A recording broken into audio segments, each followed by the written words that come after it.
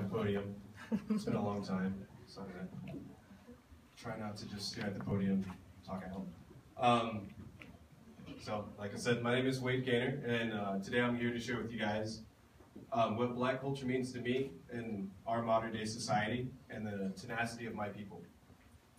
It is in our nature to want to be part of something, to be connected with other people.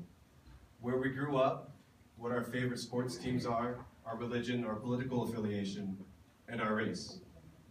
We use labels to define ourselves and each other, and we use various cultures to help define these labels.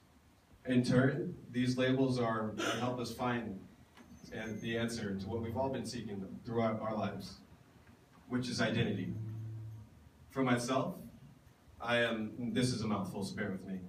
I am a Black narcoleptic DJ/producer who goes to Burning Man and who also hunts with Lazy Eye. Okay. Like I said. All right. Narcolepsy is an autoimmune disease which causes me to fall asleep, sometimes randomly. It's all right, I fell asleep earlier, so I'm not going to fall asleep on you guys.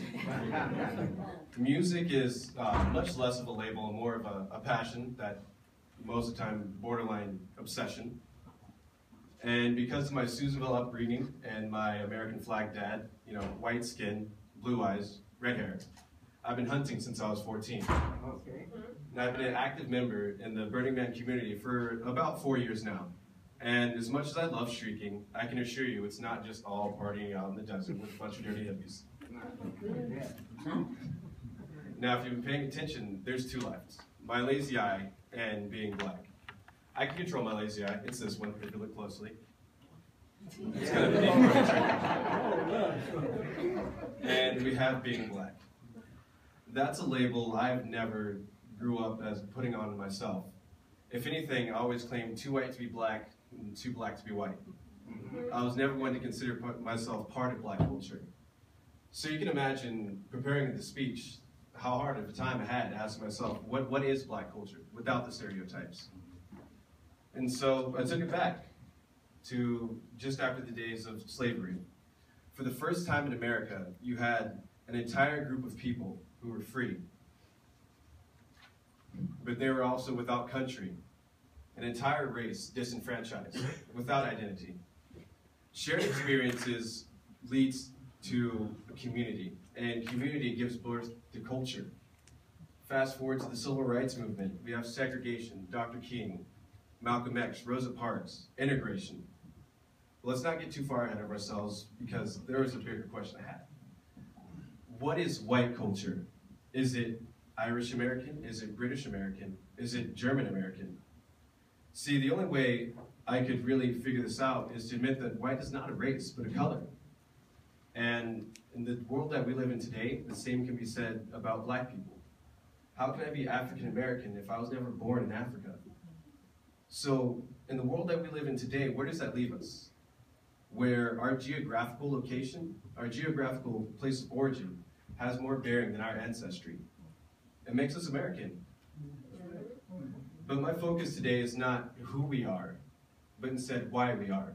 We place so much significance on our own heritage and cultures that we all but forget that the world that we live in today is part of a global culture.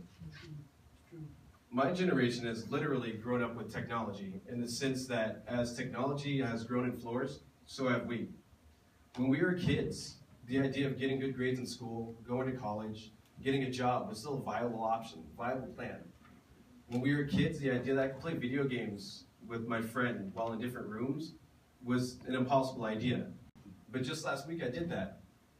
The only difference now is my friend lives in Japan. The world has changed in unpredictable ways since the days of the Civil Rights Movement. And it's because of the sacrifices of all the women and men who sacrificed so much that my sister and I, for the first time in our family, can grow up being okay with being ourselves, not always wishing to be white, having the right to grow up not as Black Wade, but Wade Wade.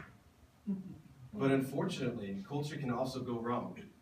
When we create a culture that excludes, we create a culture of intolerance.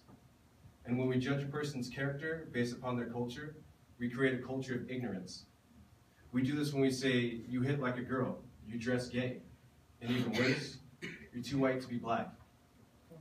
Culture is something to be used to help describe, not define, a person's identity. And further, we should judge a person's identity, or we should not judge a person's identity, but rather their character. Yes, yes, yes. And this brings me to my people, those of us who've made the conscious decision and effort to judge a person not on what lies on the surface, but what lies in their heart, to have the tenacity to judge on the quality of character. It is our differences that make us special, but our similarities that make us stronger.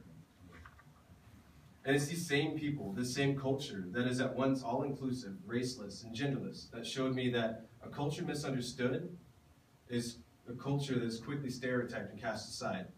That showed me what it feels like to be Wade Wade, and not necessarily just Black Wade. And it's because of my people that after 25 years on this earth, I finally have the answer to my question. A culture is not something that can be defined by words, but experienced through each person's heart and their character. So when I say, what is Black culture? My answer is, maybe you should get to know me. Thank you.